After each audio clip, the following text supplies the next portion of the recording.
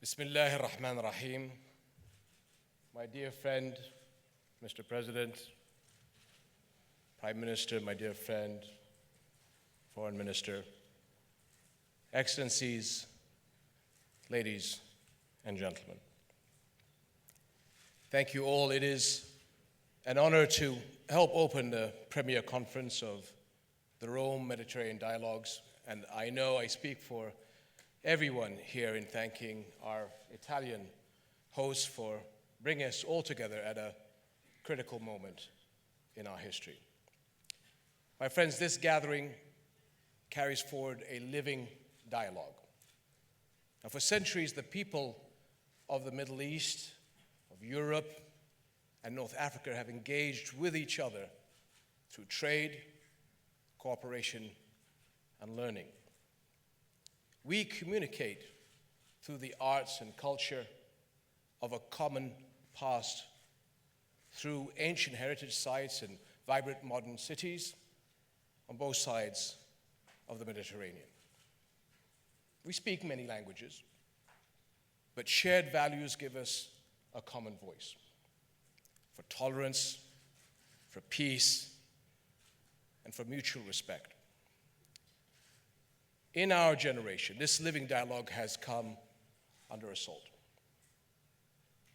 The terrorists who struck Paris in November, or those who bombed Amman 10 years ago, or those who are operating worldwide today, seek more than violent destruction. They seek to silence the voices of tolerance and cooperation and divide us from each other. The fact is, we will rise or fall together. Our regions are connected in virtually every way. When individual economies or political systems fail, when refugees flee, when violent groups find havens, when climate change dries wells and farmland, or when millions of young people cannot find jobs, the impact cannot simply be contained and ignored. What once seemed a national challenge are today global challenges. Yet it is this interdependence that also gives us the power to respond.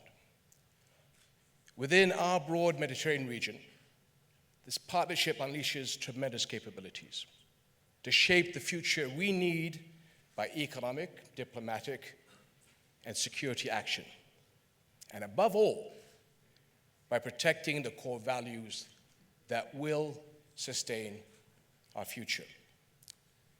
And nowhere is the need for partnership clearer than in the regional refugee crisis we face today. And I know in recent years, Italy and other European countries have experienced an inflow of desperate peoples, as my dear friend, the Prime Minister, pointed out. And we Jordanians understand this fortitude and humanity that is being demanded of you, because our own country has been coping with an even larger refugee burden for even longer. Today, Jordan currently hosts 1.4 million Syrian refugees, 1 for every 5 Jordanians. 1/4 of our national budget, that's 25%, is being consumed by refugee-related costs. And for Jordanians, compassionate action, we believe, is our moral duty. But the reality is that we and a few other regional host countries have been carrying this refugee burden on behalf of the entire international community. The answer cannot simply be emergency aid, as vital as that is. There must be a comprehensive global engagement to address a crisis that realistically will not end soon. In economic terms, this means sustainable development support, especially in creating jobs and income. By partnering with us, enhancing trade agreements, and supporting our development infrastructure, Europe can help build a stronger Mediterranean neighborhood. This creates opportunity in both our regions. Ladies and gentlemen, Jordan has worked actively with the global community for a comprehensive approach to the challenges that terrorist groups pose today. And I've said from the outset that we are fighting a war within Islam against the outlaws of Islam, the Khawarij. Yet, as is painfully seen, these terrorists and outlaws threaten the entire world. They spare no people. They respect no boundaries, moral or geographic. The Middle East, Africa, Asia, Europe, the Americas have all been targets. This is a war we have to fight and win, but as a united global community. Our efforts must be framed within a broader strategy of military, diplomatic, and human development policies. Now, in Syria, a process or a political process is, I believe, the only way forward to a credible, inclusive, non-sectarian future, one that will preserve Syria's unity and independence. And I'm hopeful that we can now grab the opportunity that has emerged in the Vienna talks to move this process forward. Everywhere, we must stand behind the principles that unite our world. Today is International Human Rights Day, but until the Palestinian people achieve their rights,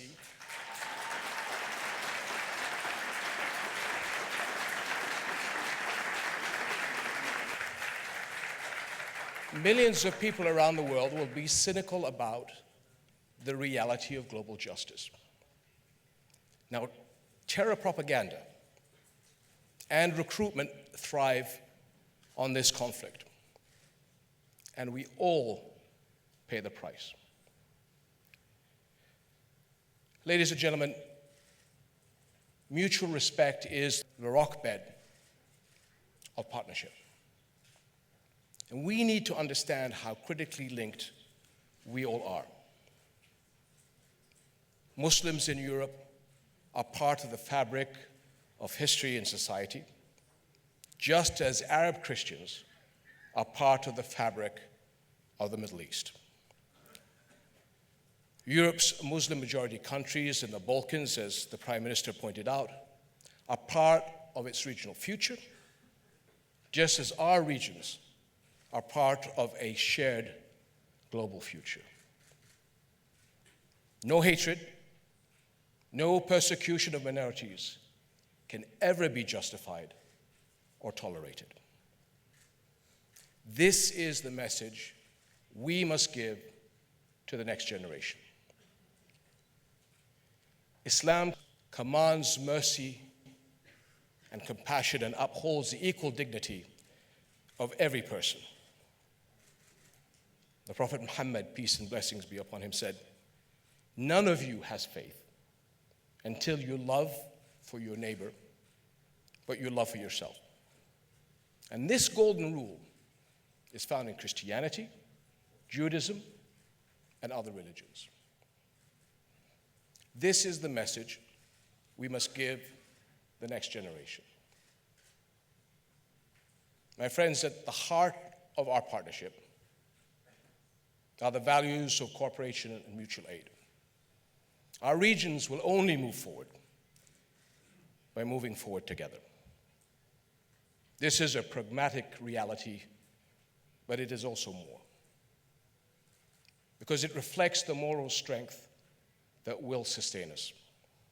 And I believe this is the message we must give the next generation, not only through what we teach, but what we do. And here at the Rome Med Dialogues, your voices will help send these messages and more, to preserve and advance the shared moral values on which tolerant, inclusive, stable societies are built. So I wish you all the greatest success. Thank you very much.